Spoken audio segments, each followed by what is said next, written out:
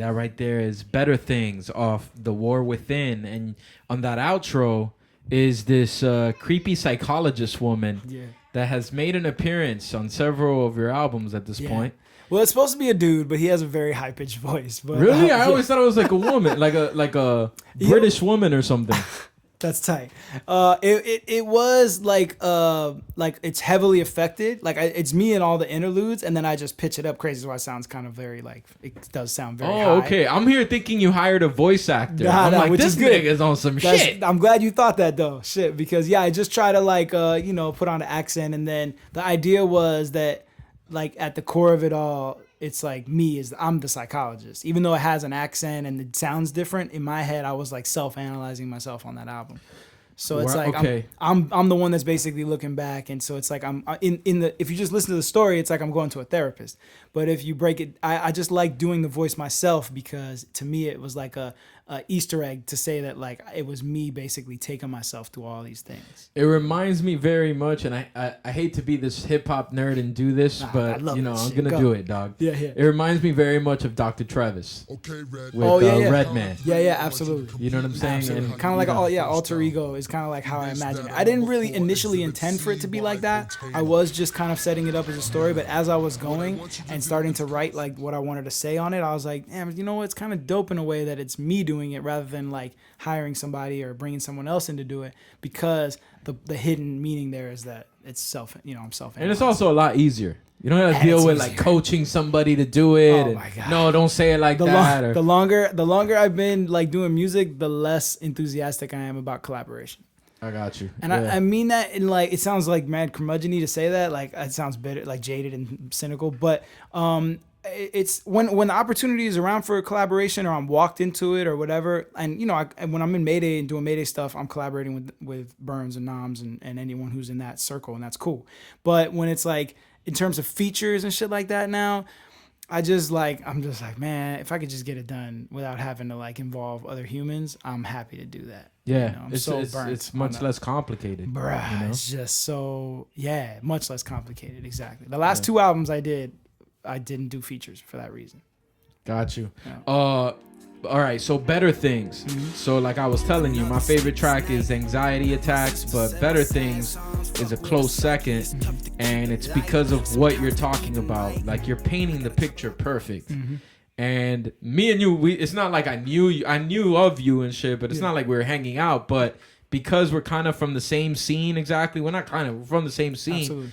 I'm imagining everything you're saying in this shit to a T. Yeah. You know what I'm saying? Like, talk a little bit about that, and where were you at, and what made you touch on that and stuff.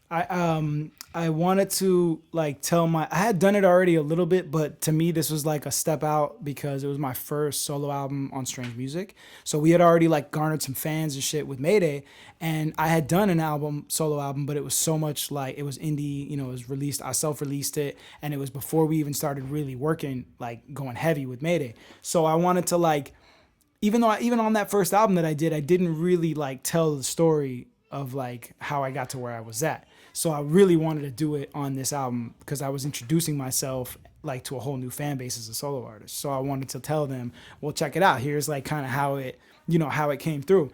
And at the time, we were managed by 3 people at that time. We were managed by this girl, Andrea, a homie named Kether from California, and then EFN, right? So we had 3 managers, and our California manager, the dude Kether, he had been my A&R on my first record being South record. And I had a record that was kind of like this one that was supposed to be on my original album that never came out. And he had mentioned it to me in conversation.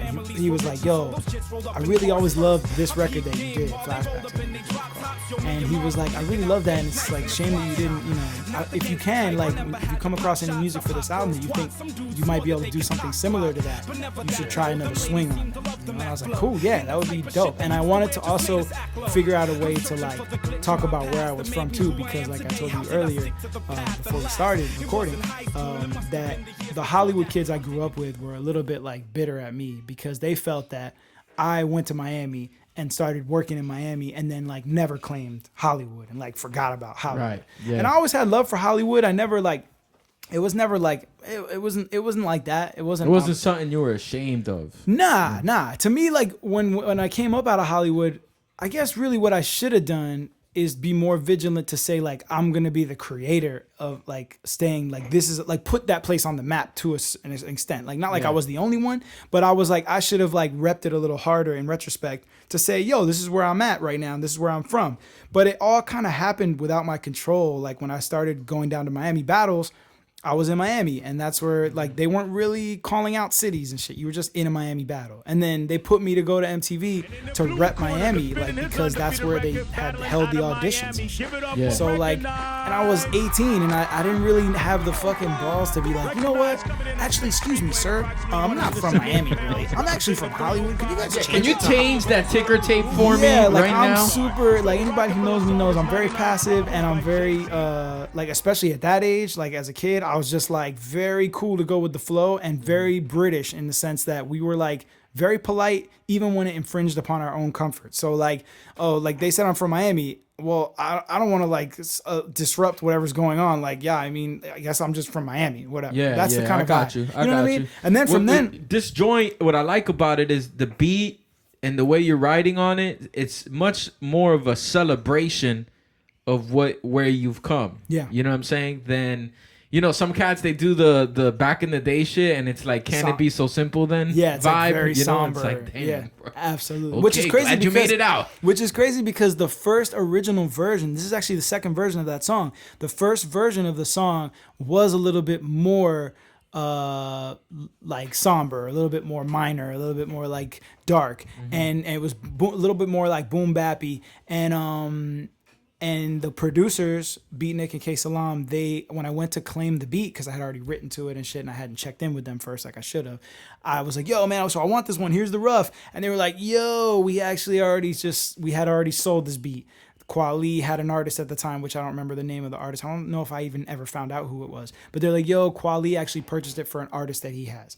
And I was like, damn, all right, well, cool. I love the track so much. And they were also really good at remixing. Not every producer is good at remixing. Is hard as fuck to me. Like, I've never been good at remixing. But they were really good at remixing. And I'd heard of some of their remixes they'd done and reggae remixes, and they were really good at it. So I was like, yo, would you guys be interested in remixing the record to something new that I could put on the album? And they were like, yo, we'll give it a swing. And that is what they came back with. Oh, and that's fire. The only thing I had to change was in the original version, the hook melody, the melody that comes in after the hook was different because the music was different. So like there's a version there. I'm gonna have to send you the version. I'll send you the version. Like, I have a copy of it. Shit. I'll send you the version where like where you can hear the hook is different and shit. But it's just a minor change. But the verses stayed the same and everything else was pretty much the same. You know? And that's on the project War Within, which was your first solo project on Strange Music. Yep, that's right.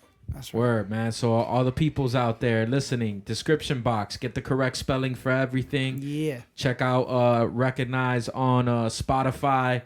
Like the majority of his catalog is there. If you want to even get deeper, go into his Bandcamp. You can check out other music that he has. The catalog is deep, folks. So I only got but so much time on this show. So, you know, I can't get into every single joint that I like from the brother because there's a lot. There's a lot of joints. There's even a lot of times where I got episodes where I'm like, yo, I got to slow down with the recognized joints because I'm playing so many. You know what I'm saying? I got to give other people a chance within the scene, but you literally have a lot of shit within your catalog. That's love, man. I feel like it's been a long time and we've been working a lot and then not looking up and like really taking in what we've been doing. So like to go back now, the most fun for me is that we still making new fans to a degree. And when we make new fans now, they're like, yo, like they look back at our discography and there's a ton of shit to listen to. So when we make new fans now, that's the part I enjoy the most, to be like, oh, if you like this, check out this whole lifetime of other shit, you know? Yeah, I think that's where it's at for musicians, you know, and keep putting out material, keep laying your claim. But we gonna get back to that. Yeah. Let's get into this other fucking joint. It's an MC that you know of for sure. Okay. Somebody who was is a legend within the scene, especially the battle scene over here. Okay. So let's get into this joint, brand new joint from this brother and another brother that's on this joint. Let's go. Yeah.